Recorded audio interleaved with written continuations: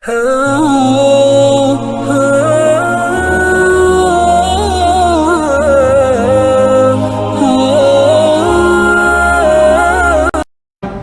barisan yang tanpa kuasa.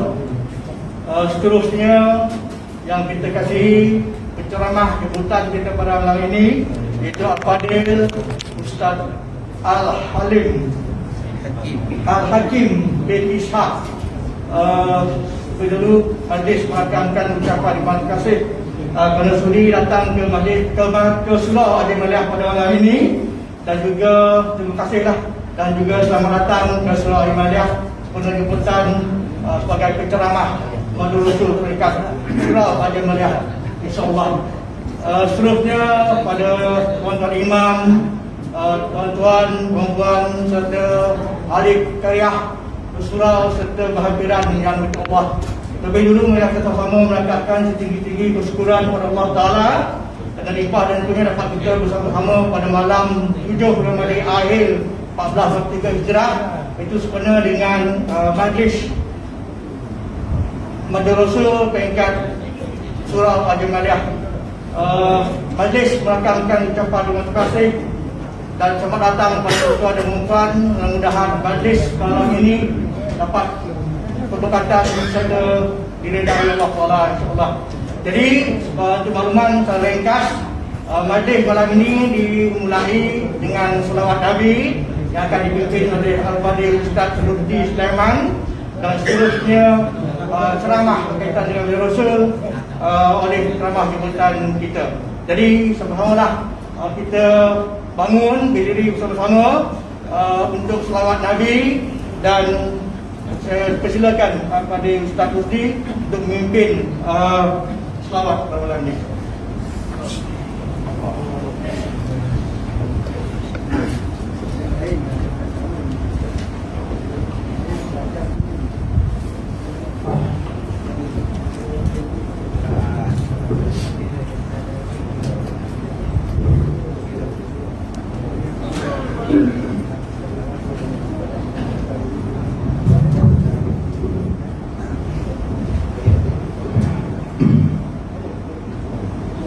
Assalamualaikum warahmatullahi wabarakatuh. Yang dikasihi Al-Fadil Ustaz Al-Hakim bin Ishaq daripada Jabatan Muhyiddin Bismillah, Tuan Haji Alias Pengurusi Surau Jamaliyah, Tuan Haji Nur Zarif Setiausaha Surau Jamaliyah, sahabat-sahabat daripada muslimin muslimat yang dikasihi Allah. Mudah-mudahan pada malam ini kita akan sama-sama mendapat keberkatan daripada salawat atas Nabi Junjungan besar Nabi Muhammad sallallahu alaihi wasallam. Allahumma salli wa sallim wa barik alaihi wa ala alihi. Sallallahu ala Muhammad sallallahu alaihi wasallam. Sallallahu ala Muhammad sallallahu alaihi wasallam. Ya Nabi salam alaika, ya Rasul salam alaika, ya Habib salam alaika. Sallallahu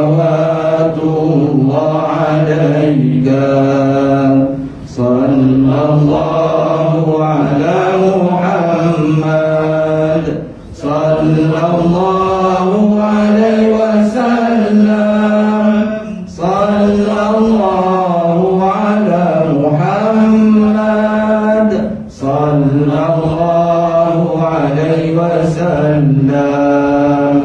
Asyraqal badru alaina فاختفت منه البدور مثل حسنك ما رأينا قط يا وجه السرور.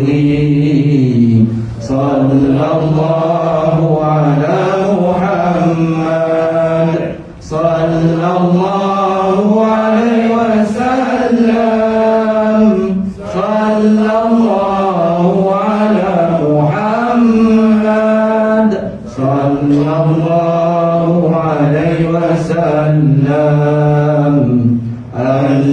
syamsun, anta badrun, anta nurun fawqa nurin, anta iksirun wa ghali, anta misbahu suduri. Sallallahu ala Muhammad, sallallahu alaihi wasallam, sallallahu ala Muhammad, sallallahu alaihi wasallam. Ya Habibi ya Muhammad, ya arusal khafiqaini, ya muayyadu ya mumajjad, ya imam al-qiblataini. Sallallahu ala Muhammad, sallallahu alaihi wasallam, sallallahu ala Muhammad, sallallahu alaihi wasallam. Ma ra'a wajhaka ya Sa'ad, ya karimal walidaini, hawduka as-safil mubarad, irduna yawman nushuri. Sallallahu ala Muhammad, sallallahu alaihi wasallam, sallallahu ala Muhammad, sallallahu alaihi wasallam. Ma ra'ayna al-'izza hannat bis-sura illa ilayka, wal ghamamatu qad adallat, wal mala sallu alayka. Sallallahu ala Muhammad, sallallahu alaihi wasallam, sallallahu ala Muhammad, sallallahu alaihi wasallam. Alimu sirri wa akhfa, mustajibud da'wati, rabbi irhamna jami'an bi jami'i salihati. Sallallahu ala Muhammad, sallallahu alaihi wasallam, sallallahu ala Muhammad, sallallahu alaihi wasallam.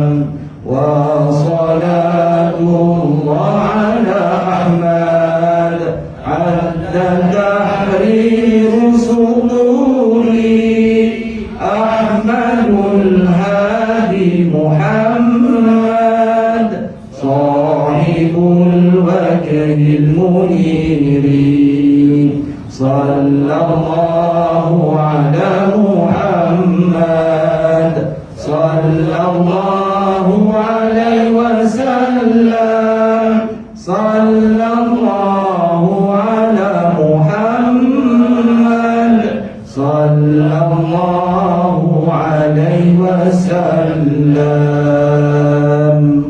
Allahumma salli wa sallim wa barik alaihi wa ala alihi.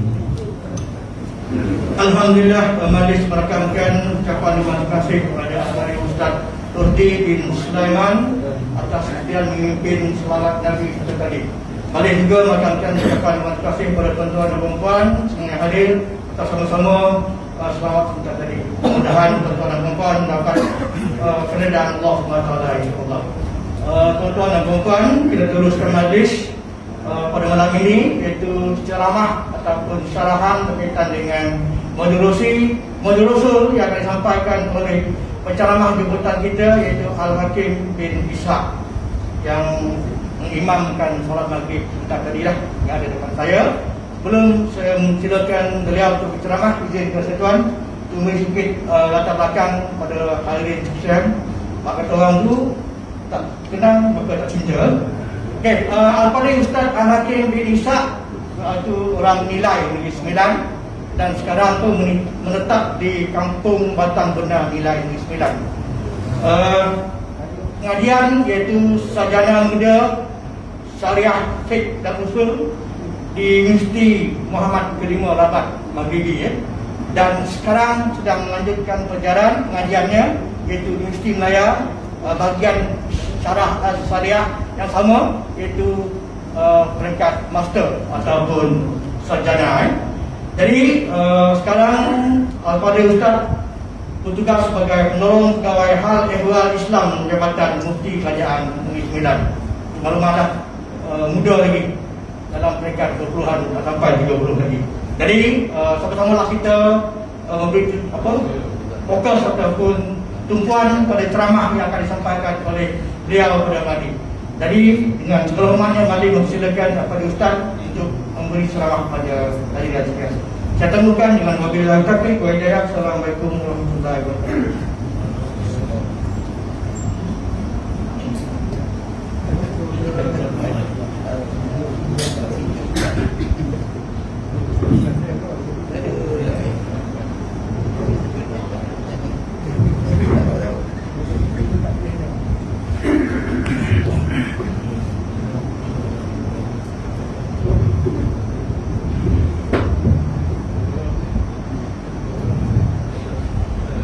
Bismillahirrahmanirrahim. Alhamdulillahi rabbil alamin.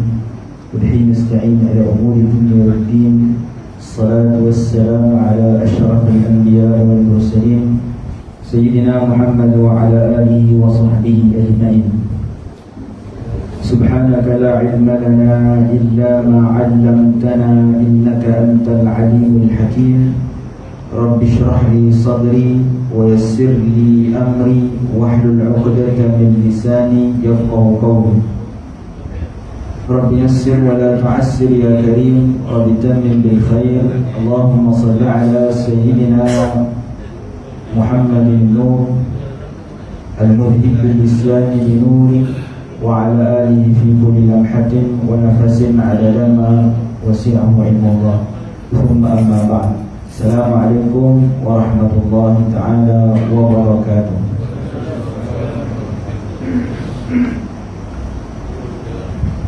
Alhamdulillah, syukur kita kehadirat Allah Subhanahu wa ta'ala. Kita dipertemukan oleh Allah Subhanahu wa ta'ala untuk kali yang kedua mungkin. Kalau tuan-tuan masih ingat, saya kali kedua sampai sini.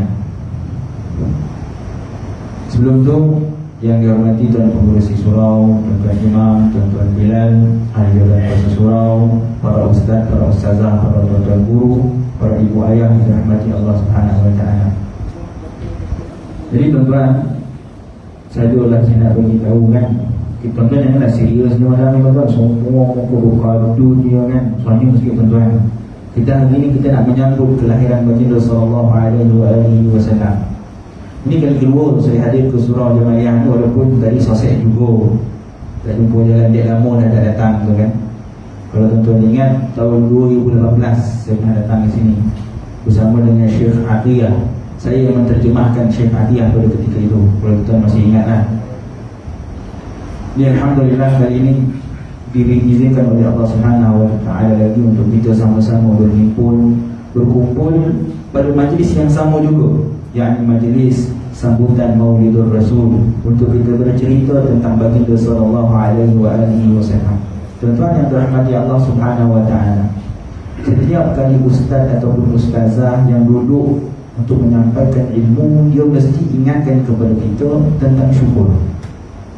Kenapa kita kena bersyukur kepada Allah Subhanahu wa ta'ala?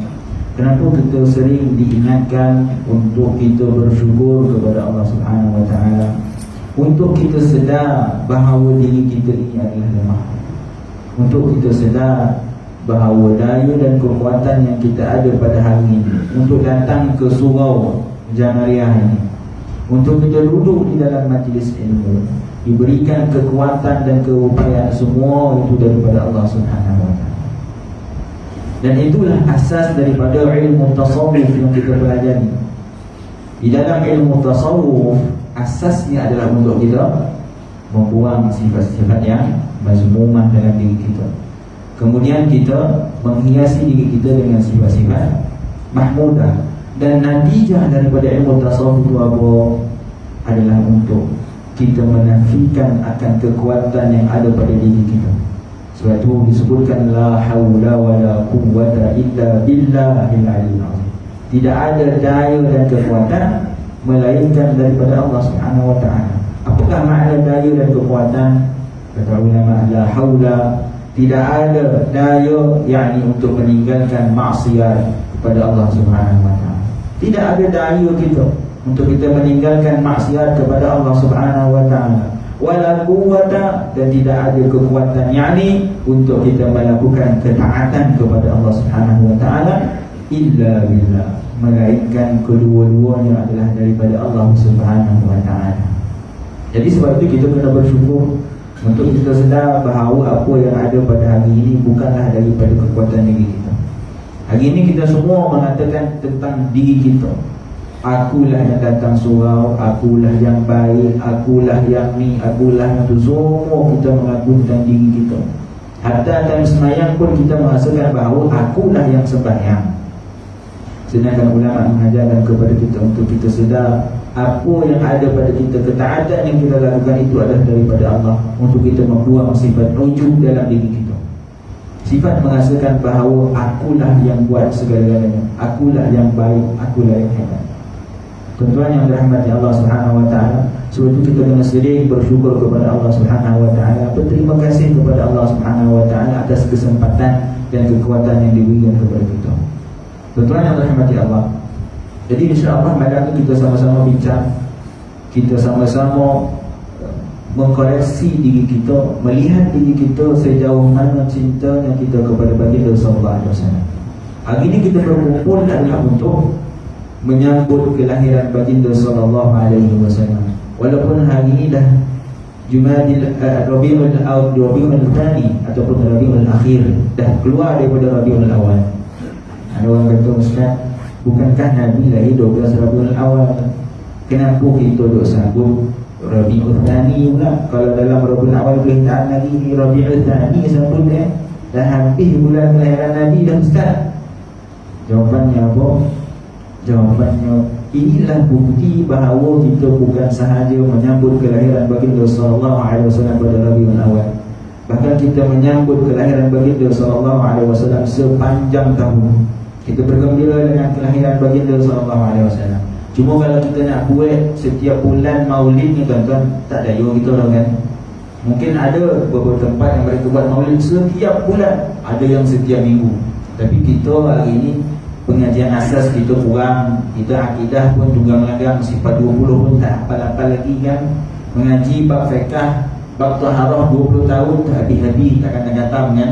Jadi lebih baik kita fokuskan kepada asas ilmu, kita sambut setahun sekali untuk mengenang, untuk mengingati tentang baginda sallallahu alaihi wasallam. Bukan makna bila hari ini kita datang Maulidul Rasul, hari yang lain kita lupa, tak. Ini yang sering didakwa oleh sebilangan orang. Dia kata sambut Maulidul Rasul hanya bulan Rabiul Awal, hanya setahun sekali. Tak, kita tidak pernah menyambut ataupun mengingati baginda hanya pada Rabiul Awal. Bahkan kita sentiasa mengingati baginda sallallahu alaihi wasallam. Kenapa kita sambut pada Rabiul Awal? Untuk kita mentajdid, untuk kita memperbaiki, menambahkan rasa cinta kita kepada baginda sallallahu alaihi wasallam. Untuk kita mengajar generasi-generasi muda kita, untuk mengajar anak-anak kita untuk cinta kepada baginda sallallahu alaihi wasallam. Dan inilah apa yang diajarkan oleh baginda sallallahu alaihi wasallam. Dengan kata baginda, alimu auladakum thalatha khisal. Kata Nabi SAW, ajarilah anak kalian 3 perkara. Hari ini Yang depan saya rasa saya lah paling muda kan. Ada lebih muda daripada saya pun. Saya paling muda kan. Ada seorang anak muda, alhamdulillah. Nabi kata, ajari anak kalian 3 perkara. Yang pertama apa? Hubba nabiyyikum, cinta akan Nabi kalian. Hari ini kita ajak tak anak-anak kita bercinta kepada Nabi kita? Kita ajak tak anak-anak kita untuk menghadiri Maulidur Rasul? Kita ajar tak anak-anak kita tentang sirah baginda sallallahu alaihi wasallam? Nabi pesan kepada kita tuan-tuan untuk kita ajar anak kita, untuk kita didik anak-anak kita dengan mencintai baginda sallallahu alaihi wasallam. Yang kedua, wa hubba ahli baiti, dan cinta kepada ahli keluarga baginda sallallahu alaihi wasallam. Dan yang terakhir, qiraat al-Quran. Perkara ketiga yang Nabi perintahkan kepada kita untuk kita ajari anak-anak kita adalah membaca Al-Quran. Ini amanah yang Allah berikan kepada kita untuk kita tunaikan kepada anak-anak kita. Ya, memang betul, bila kita dah meninggal dunia, anak-anak kita buat dosa, kita takkan menanggung dosa mereka. Hari ni kan ada orang kata, kau pakai seksi-seksi ini, mak abah kau kena siksa dan kau kan tahu, dia kata kan? Orang kita selalu sebut, kalau anak tak semayang, anak tak menutup aurat, abah dalam kubur kena siksa. Betul ke tuan-tuan? Tak betul. Jahat macam mana lah pun anak, setan macam mana pun lah anak tu kan, kita kata bahasa kasar kan, setan macam mana pun lah panggil dia, mak abah dia takkan diseksa di dalam kubur. Siapa yang akan diseksa? Dia yang akan diseksa ketika dia mati. Mak abah dia takkan diseksa disebabkan dosa yang dibuat oleh anak. Sebab apa? Dalilnya apa? Ustaz ni memandai-mandai kan? Dalilnya apa? Allah sebut di dalam Al-Quran, la taziru waziratun wizra ukhra. Allah sebut tidak akan seseorang itu menanggung dosa orang lain. Jadi dosa anak-anak kita tuan-tuan, kita tak akan tanggung. Dia tak tutup aurat, dia tak semayang sekalipun, kita tak akan tanggung tuan-tuan. Tetapi kita akan disiksa oleh Allah Subhanahu wa ta'ala jika kita tidak menjalankan amanah kita sebagai seorang mak. Itu kita akan disiksa. Bukan kerana dia berbuat maksiat, tetapi kerana kita tidak menjalankan amanah. Kerana kita tidak mendidik anak kita, tidak mengajari mereka untuk melaksanakan salat, tidak mengajari mereka untuk berpuasa, untuk menutup aurat. Di atas sebab itulah kita akan disiksa di dalam kubur. Ini yang kita sering abaikan, yang sering kita tak ambil perhatian, dan kita khawatir di dalam kubur nanti tuan-tuan kita akan ditanya oleh Allah Subhanahu wa ta'ala. Itu Nabi sebut kullukum ra'i wa kullukum mas'ulun 'an ra'iyatihi. Setiap daripada kalian adalah pemimpin. Maknanya apa? Seorang suami adalah pemimpin kepada keluarga, memimpin isterinya, memimpin anak-anaknya. Seorang isteri juga adalah pemimpin kepada keluarga, yakni untuk mendidik anak-anaknya ketika suaminya tiada. Maka kita semua adalah pemimpin. Wa kullukum mas'ulun 'an ra'iyatihi. Dan kalian akan dipersoalkan tentang tanggungjawab kalian. Anak-anak kita tuan-tuan adalah amanah daripada Allah Subhanahu wa ta'ala yang Allah akan tanya kepada kita suatu hari nanti. Sebab itu tuan-tuan, kita buat Maulidur Rasul ini untuk kita mendidik generasi kita, untuk mendidik masyarakat kita mencintai baginda sallallahu alaihi wasallam. Kita bergembira dengan kelahiran baginda sallallahu alaihi wasallam seperti mana bergembiranya Abu Lahab dengan kelahiran baginda sallallahu alaihi wasallam. Al-Imam Al-Bukhari di dalam sahihnya berikan sebuah hadis secara mu'allaq. Mu'allaqnya tuan-tuan, hadis yang diriwayatkan tanpa disebutkan sanadnya. Disebutkan mu'allaq. Mu'allaqnya apa? Hadis yang digantung. Maknanya tak disebutkan sanad pada hadis tersebut. Di dalam Sahih Bukhari kalau kita buka, adanya hadis yang disebutkan sanad. Sanadnya apa tuan-tuan? Daripada Imam Bukhari, ambil daripada gurunya, daripada gurunya, daripada gurunya, daripada sahabat, daripada Rasulullah sallallahu alaihi wasallam. Itu sanad. Di dalam Sahih Bukhari ada yang riwayat disebutkan sanad dan ada juga riwayat tak disebutkan sanad, turun disebutkan matan hadis. Maka berlaku perbincangan ulama tentang status hadis ini, perbincangan yang sangat panjang sehingga hari ini masih bergaduh lagi tentang status hadis yang terdapat di dalam Sahih Al-Bukhari. Tetapi ulama hadis sepakat mengatakan bahawa hadis yang terdapat di dalam Sahih Al-Bukhari kesemuanya adalah sahih. Walaupun ada ulama setelah Imam Bukhari mengkoreksi, memberi komentar terhadap hadis-hadis yang diriwayatkan oleh Imam Al-Bukhari di dalam sahihnya. Ya, beberapa ulama mengkritik hadis-hadis yang terdapat di Sahih Bukhari yang mengatakan bahawa hadis tersebut tidak sahih. Tetapi kritikan tersebut telah dijawab oleh Al-Hafidh Ibn Hajar Al-Asqalani bila telah menjawab semua pertuduhan tersebut dengan mengatakan bahawa hadis yang terdapat dalam Sahih Bukhari ulama sepakat merupakan hadis yang sahih, yang tidak ada pertikaian berkenaannya. Sahih Al-Bukhari berada setelah daripada Al-Quran. Yang pertama adalah Al-Quran. Setelah Al-Quran, apakah kitab yang paling sahih? Sahihul Bukhari. Seterusnya Sahihul Muslim. Walaupun berlaku pertikaian, orang di Maghribi, di belah barat, mereka mendahulukan Sahih Muslim, tetapi kita di belah Asia, belah Nusantara, kita mendahulukan Sahih Al-Bukhari.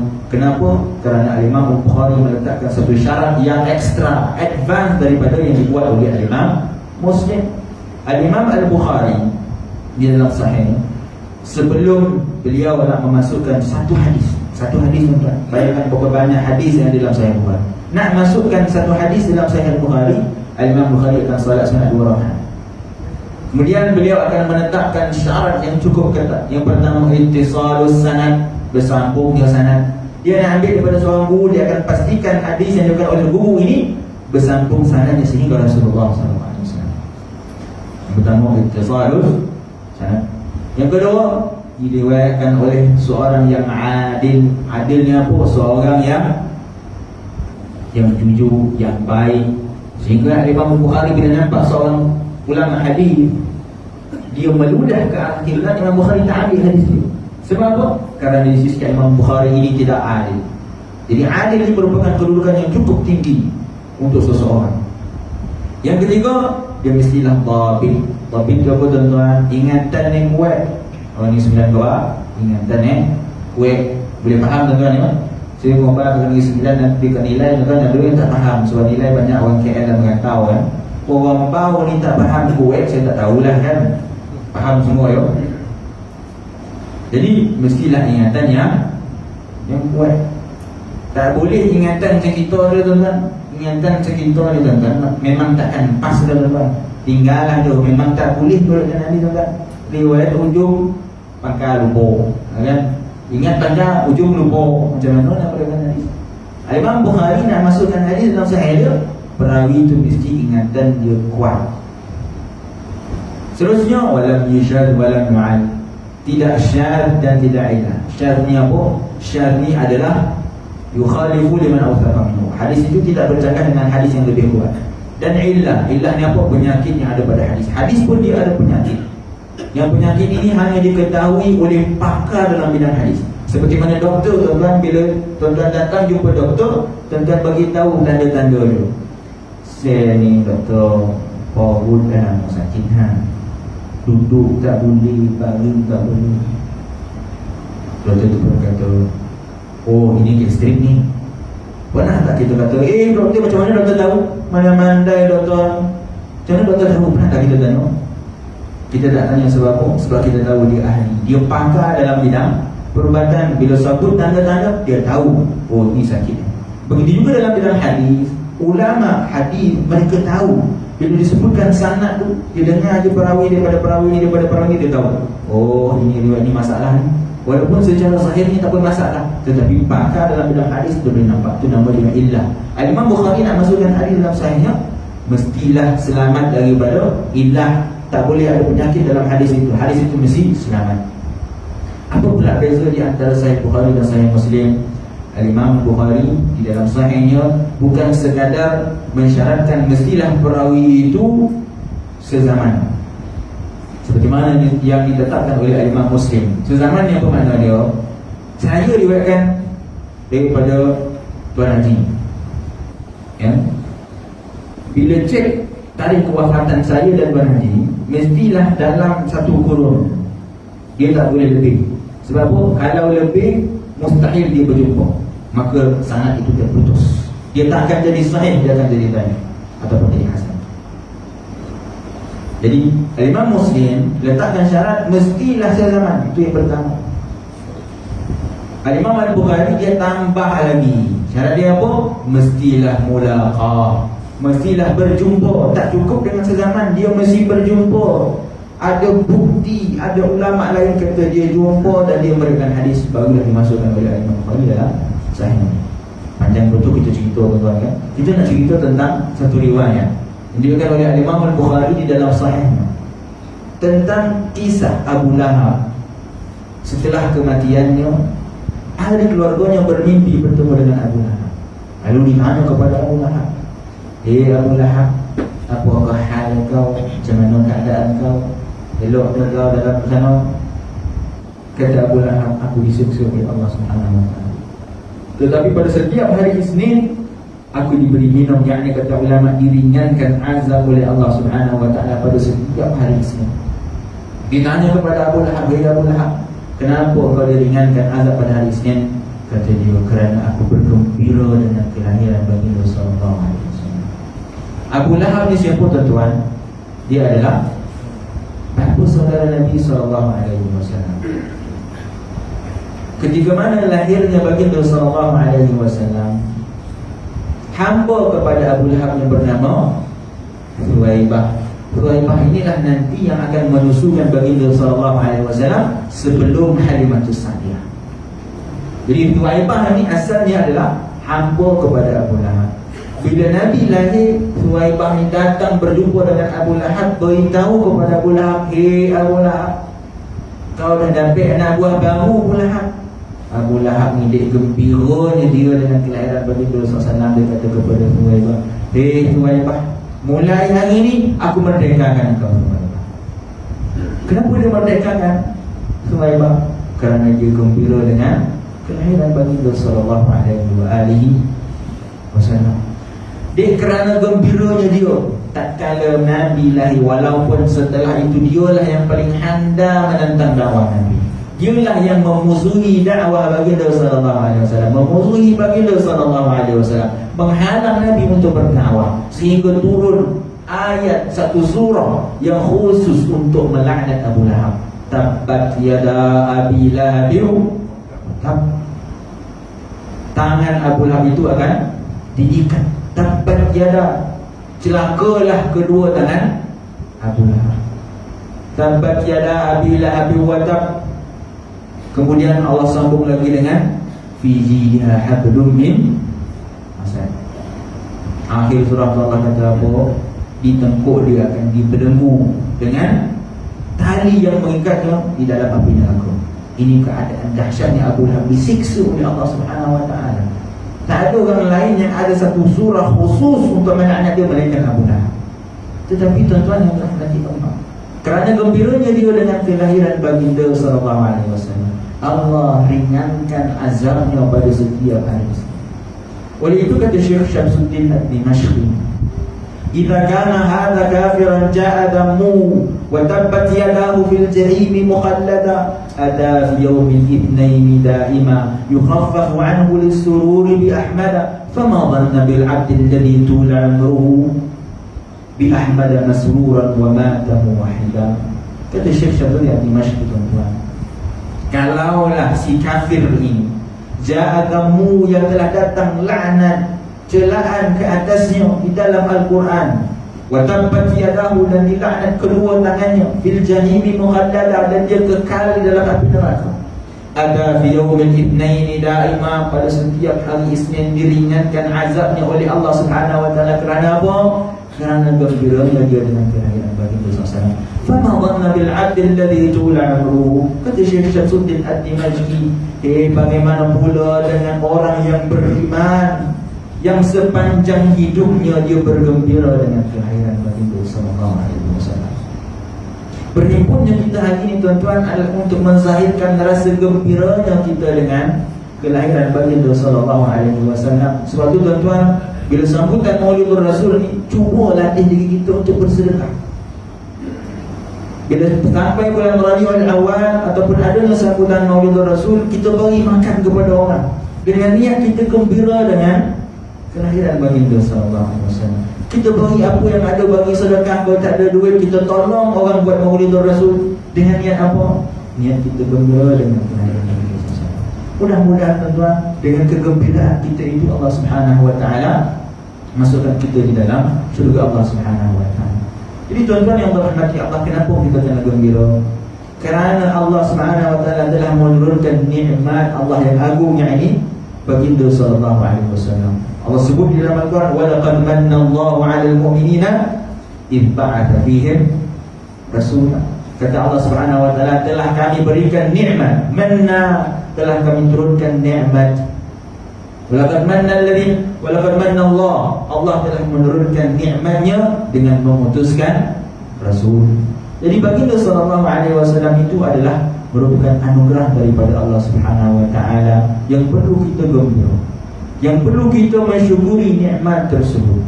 Bahkan di dalam ayat yang lain Allah sebut, wadzakirhum bi ayyamillah. Kata Allah Subhanahu wa taala, ingatkan mereka tentang hari-hari Allah. Apa makna hari-hari Allah? Kata Ubay bin Ka'ab, hari-hari Allah ini maknanya adalah ni'amillah, nikmat-nikmat Allah Subhanahu wa taala. Allah memerintahkan kepada kita untuk bergembira, untuk mengingati nikmat-nikmat Allah Subhanahu wa taala. Kata Imam Suyuti rahimahullah taala, tidak ada nikmat yang lebih besar melebihi daripada keputusan baginda sallallahu alaihi wasallam. Nabi sallallahu alaihi wasallam tuan-tuan merupakan rahmat Allah yang maha luas. Wa ma arsalnaka illa rahmatan lil alamin, kata Allah. Tidaklah kami utuskan engkau wahai Muhammad melainkan untuk membawa rahmat kepada setiap alam. Rahmatnya baginda sallallahu alaihi wasallam tuan-tuan bukan sekadar kepada manusia, bahkan kepada batu pun mendapat rahmat daripada baginda sallallahu alaihi wasallam. Nabi sebut dalam sebuah hadis, inni a'rifu hadaran, ataupun dalam lain, inni la'arifu hadaran bi Makkah yusallimu alayya wa ana lam ub'ath. Kata Nabi SAW, aku kenal dengan satu batu yang berada di kota Makkah yang dia telah memberi salam kepadaku sebelum aku diutuskan menjadi rasul. Batu tuan-tuan memberi salam kepada baginda sallallahu alaihi wasallam. Dalam kisah yang lain, bagaimana seekor unta yang mendapat bebanan kerja daripada tuannya datang kepada Nabi SAW mengadu kepada baginda SAW. Sehingga Nabi panggil tuan dia, "Mai sini kau, apa kau buat dengan unta kau? Unta kau beritahu sama Dan yang kau boleh kerja boleh makan sikit. Nak boleh kerja boleh, berilah makan yang banyak setimpal. Ini kerja boleh kau beri ke dia, tapi makannya sikit." Dia mengadu kepada aku, kata Nabi SAW. Lalu tersentak hati sahabat ini. Akhirnya dia memberi makan yang secukupnya kepada itu tersebut. Ini bukti rahmat baginda SAW, bukan sekadar kepada manusia, bahkan kepada binatang. Banyak lagi tuan-tuan bagaimana kisah Tom yang datang beri salam kepada baginda SAW sehingga lelaki Arabi memeluk Islam. Bagaimana kisah tentang serigala yang dilepaskan oleh baginda SAW supaya dia memberi susu kepada anak. Walaupun riwayat ini berlaku perselisihan yang besar di kalangan ulama, tetapi ulama hadis kata apa? وَلِيَعْلَمَ الطَّالِبْ أَنَّ السِّيَرَ تُنْقَلُ مَا صَحَّ وَمَا قَدَّرَ. Al-Hafiz Al-Iraqi, seorang ulama hadis, beliau mengarang kitab Alfiyatul Hadis. Kitab Alfiyah Hadis ini tuan-tuan, kitab yang wajib dipelajari oleh mereka yang ingin mendalami ilmu hadis. Tak pas kalau tak baca kitab Alfiyah Hadis Imam Al-Hafiz Al-Iraqi. Dia sebut dalam Alfiyah Sirahnya, dia kata, وَلِيَعْلَمَ الطَّالِبْ أَنَّ السِّيَرَ, ketahuilah penuntut ilmu, sesungguhnya dalam masalah sirah tunqalu ma sahha wa ma qad. Kita akan meriwayatkan riwayat yang sahih dan munkar. Walaupun riwayat itu lemah, walaupun riwayat itu munkar, tetapi kita meriwayatkan. Kenapa? Kerana dia berkenaan dengan sirah, dia berkenaan dengan kita mengenang baginda SAW, dan dia tidak berkena-mengena dengan hukum ahkam ataupun bab akidah. Oleh itu ulama bertasahul, lebih bermudah-mudah dalam bab sirah. Jadi tak ada masalah kita menceritakan kisah-kisah walaupun kisah itu adalah munkar ataupun taif. Nak menunjukkan tentang rahmat yang baginda SAW. Dalam kisah yang lain bagaimana Tunggul Tamang yang sedih bila dia ditinggalkan oleh baginda SAW. Kisah yang cukup masyhur dan saya pasti setiap daripada kita pernah dengar kisah tersebut. Tetapi bagaimana praktik kita? Bagaimana kita membezakan, membayangkan antara diri kita dengan tunggul tama?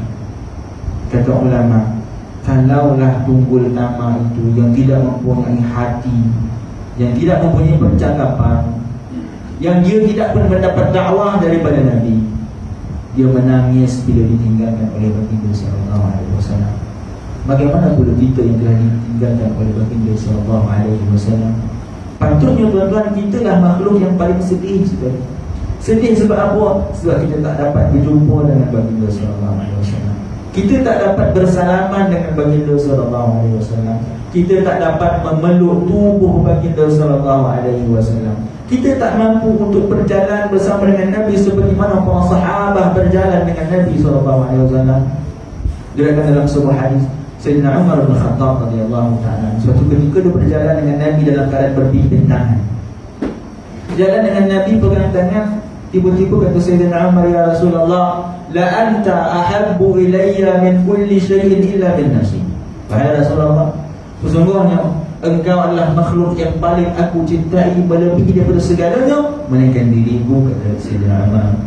Lalu apa kata Nabi SAW? La walladhi nafsi biyadihi hatta akuna ahabba ilayka min nafsi. Umar, belum wahai Umar, imanmu belum sempurna wahai Umar, sehingga aku kau cintai melebihi daripada dirimu wahai Umar.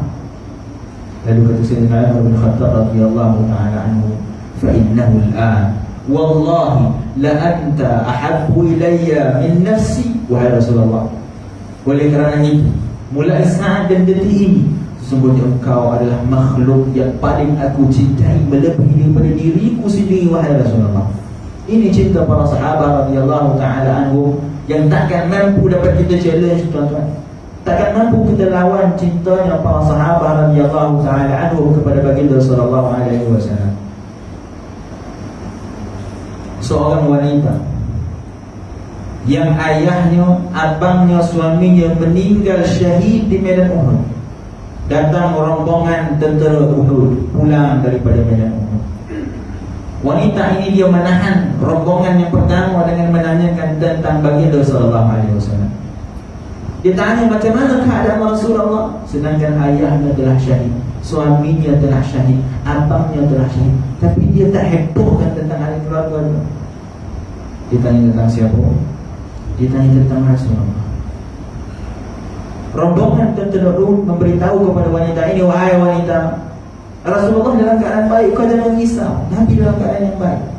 Tapi apa kata wanita ini? Arruni hatta anzura ilaihi. Dan tak percaya kata dia, dan nak tengok dengan mata kepala dan sendiri baru dan percaya yang Nabi dalam keadaan yang baik. Lalu mereka tunjukkan kepada wanita ini akan baginda sallallahu alaihi wasallam. Lalu kata wanita ini, kullu musibatin ba'da fajalalu. Wahai Rasulullah, apapun musibah yang menimpa setelahmu wahai Rasulullah menjadi ringan bagiku wahai Rasulullah.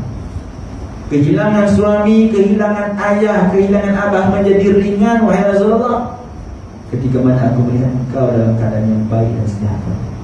Inilah tanda sempurnanya iman yang Nabi sebutkan di dalam hadis, la yu'minu ahadukum hatta akuna ahabba ilayka min walidika wa waladi wan nasi ajma'in. Kata Nabi SAW, tidak sempurna iman kalian sehinggalah aku lebih kalian cintai daripada ibu ayah kalian, daripada anak-anak kalian, daripada wan nasi ajma'in, daripada seluruh manusia.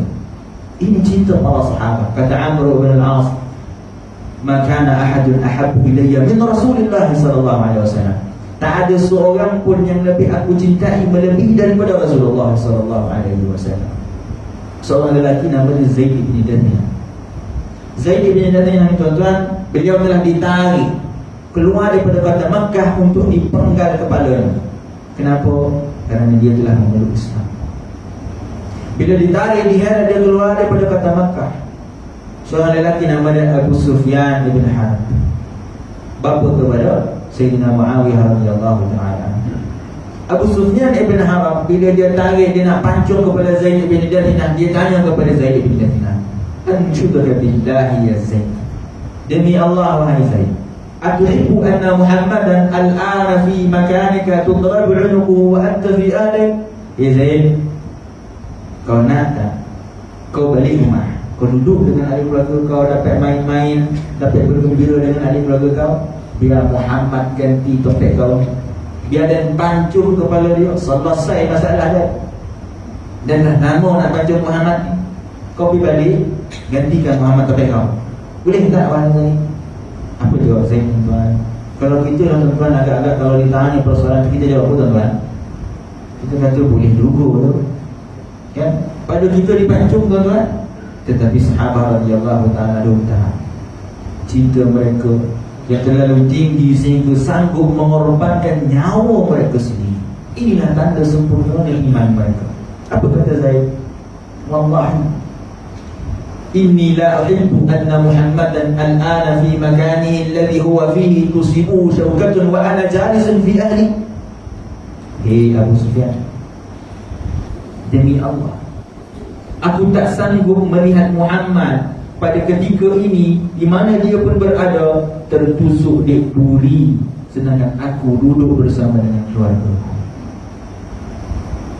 Kata Zaid bin Yasinah, kalau Muhammad itu tertusuk duri pun aku tak sanggup, macam mana aku nak minta dia untuk gantikan tempatku untuk dipenggal kepalanya. Ini jawab Zaid bin Yasinah yang begitu berani, kepalanya nak dipancung, tetapi dia masih teguh dengan iman dan cintanya kepada baginda sallallahu alaihi wasallam. Sehingga kata Abu Sufyan, ma ra'aitu ahadan yuhibbu ahadan ka hubbi ashabi Muhammadin Muhammadan. Aku tak pernah nampak orang yang mencintai orang lain seperti mana sahabat Muhammad mencintai Muhammad sallallahu alaihi wasallam. Tuan-tuan yang dirahmati Allah Subhanahu wa taala, maka kita perlu mendidik diri kita untuk mendatangkan rasa cinta kepada baginda sallallahu alaihi wasallam. Rasa cinta ni tuan-tuan, dia bukan hanya ungkapan. Hari ni kalau kita tanya dekat semua umat Islam, cinta tak kepada Rasulullah, mereka akan jawab, mestilah cinta, takkan tak cinta. Tetapi tuan-tuan, cinta itu dia bukan ungkapan. Cinta itu bukan melalui lisan, tetapi dia melalui perbuatan. Sebab itu apabila seorang wanita datang kepada seorang lelaki lalu mengatakan, aku sayang padamu, dia kata, apa kata wanita? Dia percaya ke? Lagi-lagi lelaki zaman sekarang ni tuan-tuan kan, tak boleh percaya kata dia. Dia kata apa? Kalau betul sayang, masuklah meminang, kata dia. Sebab apa? Sebab sayang dan cinta itu bukan pada lisan. Kalau sayang pada lisan, semua orang boleh mengungkapkan rasa sayang dan cinta, tapi belum tentu di dalam hatinya ada cinta. Sayang dan cinta itu memerlukan kepada pembuktian. Lalu kita kena koreksi diri kita, kena sehat diri kita. Apakah bukti cintanya kita kepada baginda sallallahu alaihi wasallam? Apakah bukti yang melayakkan untuk kita dihimpunkan bersama dengan baginda sallallahu alaihi wasallam? Para sahabat radhiyallahu ta'ala anhum, tuan-tuan, mereka risau tak dapat bersama dengan baginda sallallahu alaihi wasallam. Seorang lelaki Ansar datang kepada Nabi. Dia mengadu kepada Nabi dengan berkata, ya Rasulullah, innahu la ya'tini waqtun adunnu illa akun araka fihi amut. Kata dia, wahai Rasulullah, akan datang kepada aku satu waktu, kalau aku tak dapat menengok kau, wahai Rasulullah, aku akan mati. Lalu dia menangis. Para sahabat yang berada pada ketika itu pelik. Bahkan Nabi sendiri bertanya kepada lelaki itu, "Mabaluka? Mengapa kau menangis, wahai lelaki Ansar? Bukankah sekarang kau bersama denganku?" kata Nabi SAW. Apa itu lelaki Ansar? Dia kata, ya Rasulullah, inni tafakkartu fi yawmil akhirah. Wahai Rasulullah, aku berfikir tentang keadaan di hari akhirat nanti, wahai Rasulullah. Hina tadkhul al-jannata satakuna ma'an nabiyyin. Wahai Rasulullah, jika engkau masuk ke dalam syurga, engkau akan bersama dengan para nabi, wahai Rasulullah. Engkau akan berada pada kedudukan yang paling tinggi, wahai Rasulullah. Wa ana idza dakhaltuha sa'akunu fi martabatin dunaka falan arak. Dia kata, wahai Rasulullah, kalaulah aku masuk sekalipun ke dalam syurga, wahai Rasulullah, aku tak akan mampu untuk berada pada satu kedudukan denganmu, wahai Rasulullah. Engkau merupakan kekasih Allah, makhluk yang paling dicintai oleh Allah Subhanahu wa ta'ala. Sudah pasti engkau mendapat kedudukan yang paling tinggi di sisi Allah Subhanahu wa ta'ala. Sedangkan aku hanya insan yang biasa, wahai Rasulullah. Bila aku tidak dapat duduk pada satu makam denganmu, wahai Rasulullah, sudah pasti aku tidak akan mampu untuk melihatmu, wahai Rasulullah. Kerana itu dia menangis. Sebab apa? Sebab tak dapat melihat Nabi di dalam syurga. Nabi pun terdiam, tak mampu untuk menjawab persoalan lelaki Ansar tadi. Sebab apa? Apa yang dikatakan lelaki Ansar itu adalah benar berlaku. Nabi SAW itu adalah makhluk yang paling dicintai oleh Allah Subhanahu wa ta'ala. Sehingga Allah turunkan firman-Nya, wa man yuti'illaha war rasul, sesiapa yang mentaati Allah dan Rasul, fa ulaika ma'al ladina an'ama Allahu alaihim minan nabiyyin was siddiqin wa syuhada'i was salihin wa hasuna ulaika rafiqa. Allah turunkan firman-Nya, barang siapa yang mentaati Allah dan mentaati Rasul-Nya, maka mereka itu akan bersama dengan para nabi, mereka akan bersama dengan para siddiqin, para syuhada, dan para orang-orang yang saleh. Wa hasuna ulaika rafiqa, dan mereka itulah sebaik-baik peneman di dalam syurga. Tuan-tuan yang dirahmati Allah Subhanahu wa taala, hari ini kita mencintai Nabi sallallahu alaihi wasallam. Mudah-mudahan kita dapat bertemu dengan baginda sallallahu alaihi wasallam. Kita datang hari ini menyambut kelahiran baginda sallallahu alaihi wasallam. Mudah-mudahan kita dapat dihimpunkan bersama dengan baginda sallallahu alaihi wasallam. Seorang lelaki Arabi datang jumpa Nabi, dia tanya, "Mata sa'ah?" Ini orang Arabi, tuan-tuan. Orang Arabi ni apa? Orang kampung Arab, orang pedalaman. Orang kampung ni, tuan-tuan, dia ada perangai lain sikit macam gitu lah kan. Saya pun orang kampung dia. Itu yang boleh cakap tu kan. Orang kampung ni perangai dia kasar sikit. Dia bercakap lagi orang Negeri Sembilan. Bercakap tu main kasar kan. Bercakap tu macam bergaduh kan. Orang yang tak tahu tu, tu kata bergaduh. Orang tu baru bercakap tu, belum bergaduh betul tu. Bergaduh betul lain bunyi kan. Itu orang Negeri Sembilan. Pada zaman Nabi, begitu juga dengan orang Arab tadi. Jenis orang yang tak makan saman lah kita kata. Itu yang kita dengar riwayat. Ada yang kencing dalam masjid lah, ada yang minta macam-macam dengan Nabi lah. Minta Nabi beri hadiah. Nabi dah beri hadiah. Nabi tanya, cukup tak? Dia kata, apa yang kau beri? Ini yang kau beri kepada dia. Dia boleh cakap macam tu. Dah lah dia datang minta hadiah daripada Nabi, Nabi beri kepada dia hadiah, dia boleh perlecehkan hadiah yang Nabi beri kepada dia. Sehingga Sayyidina Umar pada ketika itu, tuan, dia dah tak tahan nak. Kata, "Ya Rasulullah, kau izinkan aku penggal kepala orang ini, ya Rasulullah." Dia beradab dengan wahai Rasulullah. Nabi kata, tak ada, sabar. Nabi masuk balik, Nabi ambil hadiah yang lain, tunjukkan kepada dia, tanya kepada dia, cukup tak hadiah ni? Barulah dia kata cukup. Ini orang Arabi. Satu ketika dia datang dalam majlis Nabi, tiba-tiba dia tanya, "Mata sa'ah?" Rasulullah, bila kiamat? Ini soalan yang kita kata soalan yang kurang adab lah kita kata. Datang-datang tanya bila nak kiamat. Sepatutnya duduklah dulu dalam majlis kan, beradab, tanya dengan cara yang baik. Tapi dia terus tanya, "Mata sa'ah?" Bila kiamat? Dan inilah yang berlaku pada masyarakat kita hari ini, tuan-tuan. Dia heboh dengan bila nak kiamat. Inilah tanda kiamat. Freemason, Covid ini sebenarnya tanda-tanda kiamat yang besar. Macam-macam lah tuan-tuan keluar hari ini kan. Baru ni tuan-tuan, ada datang seorang lelaki, tuan-tuan, di pejabat. Dia datang-datang, dia kata, "Ustaz, malam tadi saya naik ke langit, Ustaz. Saya naik ke langit, Ustaz." Saya kata dengan dia, "Macam mana tuan boleh naik ke langit? Kau ada cara ni, saya pun nak naik juga." Dia kata, "Ustaz, saya pun tak sedar, Ustaz. Saya tengah duduk, tiba-tiba datang seorang lelaki, dia tepuk dada dan perut saya pengsan, sedar-sedar di atas langit, Ustaz." Dia kata. Saya kata, "Okey lah, jumpa apa dekat atas langit?" Dia kata, "Ustaz, dekat atas langit tu, Ustaz, saya dapat berita, Ustaz, yang kiamat dah nak dekat, Ustaz." Saya kata dengan dia, "Tak payah naik ke langit, Nabi 1400 tahun dulu dah beritahu kiamat dah dekat dah. Tak payah kau naik ke langit."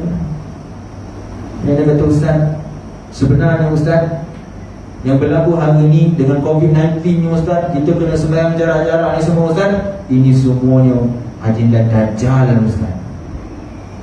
Agenda Dajjal," katanya, Ustaz.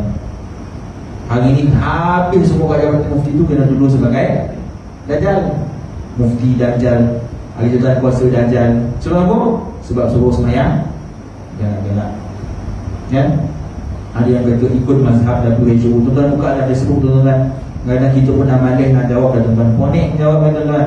Tak sudah-sudah mendajalkan orang. Seolah-olah kita sampai ke kadang saya kata tuan-tuan, mungkin dia seorang dia Imam Mahdi dan semua dajjal agaknya. Jadi seorang yang betul tuan-tuan, semua orang dituduhnya dajjal, dituduhnya sebagai Freemason. Tuan-tuan yang dirahmati Allah SWT. Bila lelaki Arab ini tadi dia datang, dia tanya kepada Nabi tentang kiamat. Nabi jawab apa? Nabi tanya kepada dia, ma'adatta laha, apa persediaan engkau untuk kiamat? Jangan kau hebohkan bila nak berlaku kiamat, tapi hebohkan persediaan engkau untuk berlaku kiamat. Kalau engkau mempunyai persediaan yang kukuh dan mantap, berlakulah bila berkiamat, kau akan bersedia. Kata lelaki Arab ini, wahai Rasulullah, dia tak ada lah buat amalan banyak mana tu, tapi semayang yang wajib-wajib tu dia buat lah, yang puasa tu yang wajib tu dia buat, yang sunat-sunat tu tak ada lah banyak mana ya Rasulullah. Tetapi wahai Rasulullah, inni uhibbullah wa rasul. Tetapi wahai Rasulullah, aku cinta kepada Allah dan Rasulnya. Lalu kata Nabi SAW, anta ma'a man ahbabta. Wahai lelaki Arabi, sesungguhnya engkau akan bersama dengan orang yang engkau cintai. Kata Sayyidina Anas bin Malik radhiyallahu ta'ala anhu, tidak pernah aku merasakan gembira setelah aku mulai Islam melebihi daripada gembiranya aku mendengar Nabi menyatakan bahawa sesungguhnya engkau akan bersama dengan orang yang engkau cintai. Kenapa tuan-tuan?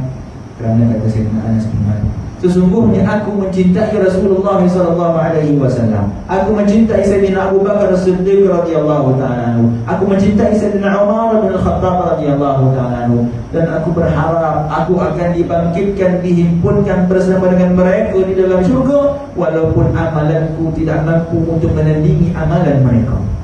Ini Sayyidina Anas bin Malik tuan-tuan, yang kalau kita baca sirah dia tuan-tuan, kita pun tak mampu challenge ibadah Anas bin Malik radhiyallahu ta'ala. Orang yang daripada kecil membesar dengan baginda sallallahu alaihi wasallam, dia pun kata apa? Aku tak mampu challenge amalan Sayyidina Abu Bakar dan Sayyidina Umar. Kita Sayyidina Anas bin Malik pun jauh langit bumi tuan-tuan. Sepatutnya kita lah lebih gembira dengan berita tersebut. Mudah-mudahan dengan amalan kita yang sikit ni tuan-tuan, kita dapat dihimpunkan oleh Allah Subhanahu wa taala bersama dengan baginda sallallahu alaihi wasallam dan bersama dengan para sahabat radhiyallahu taala anhum. Ini tuan-tuan yang dirahmati Allah Subhanahu wa taala, sebelum penutup kita hari ini tuan-tuan, kita nak cek diri kita untuk lihat diri kita sejauh mana cinta kita kepada baginda sallallahu alaihi wasallam, dan bagaimana untuk kita membuktikan cinta kita kepada baginda sallallahu alaihi wasallam. Yang pertama Nabi kata apa? Man ahya sunnati faqad ahabbani wa man ahabbani kana ma'i fil jannah. Nabi dah ajar kepada kita untuk bagaimana membuktikan cinta kita kepada baginda sallallahu alaihi wasallam, bagaimana menghidupkan sunnah baginda sallallahu alaihi wasallam. Nabi kata, siapa yang menghidupkan sunnahku, maka dia mencintaiku. Siapa yang mencintaiku, maka dia akan bersama denganku di dalam syurga. Jadi tuan-tuan yang dirahmati Allah, untuk kita mendapat cinta kepada baginda SAW, tak cukup dengan hanya kita mengatakan aku cinta kepada Rasulullah, tetapi kita perlu membuktikan rasa cinta kita dengan menghidupkan sunnah-sunnah baginda SAW. Dan sunnah yang paling agung pada baginda SAW itu apa tuan-tuan? Sunnah akhlak baginda SAW. Kata Nabi SAW, innama bu'ithtu liutammima makarimal akhlak. Aku diutuskan adalah untuk menyempurnakan akhlak. Nabi diutuskan di atas muka bumi ini adalah untuk menyempurnakan akhlak. Hari ini kita ikut sunnah yang lain, kopiah, kita pakai seraban, kita pakai jubah, kita pakai sugi, kita pakai, tetapi tentang akhlak kita fail. Ya? Berapa ramai orang yang pakai kopiah tapi mulutnya mengutuk orang. Berapa ramai orang yang pakai tudung labuh tapi kerja dia membawang. Ya? Ini maknanya apa? Kita hanya fokus kepada sunnah yang zahir, kita terlupa sunnah utama yang diajarkan oleh baginda sallallahu alaihi wasallam, iaitu akhlak yang sempurna. Akhlak Nabi sallallahu alaihi wasallam itu terlalu agung sehingga ketika ditanya Sayyidatina Aisyah radhiyallahu taala anha tentang akhlak Nabi, apa kata Sayyidatina Aisyah? Kata Sayyidatina Aisyah, kana khuluqul Quran. Sayyidatina Aisyah jawab mudah. Dia kata akhlak Nabi itu Quran. Maknanya apa? Semua yang di dalam Al-Quran itu adalah akhlak baginda sallallahu alaihi wasallam. Akhlak yang sempurna, menghormati jiran tetangga, menghormati yang lebih tua, menghormati yang lebih muda dan menyayangi yang lebih muda, membantu orang lain tak kira siapa pun dia, Islam ke tidak. Ini akhlak baginda sallallahu alaihi wasallam yang perlu kita contohi. Dan inilah merupakan akhlak yang sunnah yang paling agung baginda sallallahu alaihi wasallam. Mudah-mudahan tuan-tuan dengan kita mengikuti sunnah baginda sallallahu alaihi wasallam, kita akan dihimpunkan bersama-sama dengan baginda sallallahu alaihi wasallam. Tuan-tuan yang dirahmati Allah Subhanahu wa taala, saya mohon maaf jika ada terkasar bahasa dan tersalah bicara. Yang baik itu datang daripada Allah Subhanahu wa taala, kurang dalam itu datang daripada diri saya sendiri. Hakikatnya kedua-duanya datang daripada Allah Subhanahu wa taala. Jika ada rezeki yang lain kita bertemu lagi, kita tangguh majlis kita dengan tasbih kafarah dan surah Al-Asr. Subhanakallahumma wa bihamdika asyhadu an la ilaha illa anta astaghfiruka wa atubu ilaik. Bismillahirrahmanirrahim. Wal 'asri innal insana lafi khusr illa alladhina amanu wa 'amilus salihati wa tawassaw bil haqq wa tawassaw bis sabr. Assalamualaikum warahmatullahi taala wabarakatuh.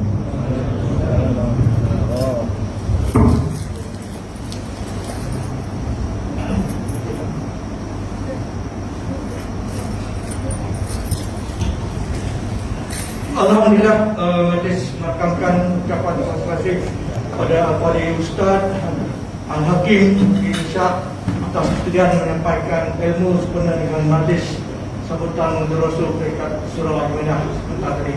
Majlis juga merakamkan ucapan terima kasih kepada tuan-tuan dan puan. Mudah-mudahan tuan-tuan dapat rahmat serta berkati Allah Taala kaitan dengan ilmu yang disampaikan tadi. Tuan-tuan dan puan, majlis seterusnya iaitu solat Isyak berjemaah dan seterusnya diikuti dengan majlis mensirah tuan-tuan dan puan. Sebelum balik, ambillah bekalan makanan yang bungkus tu untuk buat bekal ya. Selagi majlis melakukan ucapan masih kepada Fadil, juga pada tuan-tuan dan puan, sama-sama mengarahkan majlis ilmu tentang tadi. Dan majlis juga mohon ampun dan maaf atas apa itu kekurangan kebiasaan dalam menganjurkan majlis ini, seperti juga yang baik dari Allah, yang kurang itu adalah pemahaman sendiri. Saya tangguhkan dengan wabillahi taufiq wa hidayah. Assalamualaikum warahmatullahi wabarakatuh.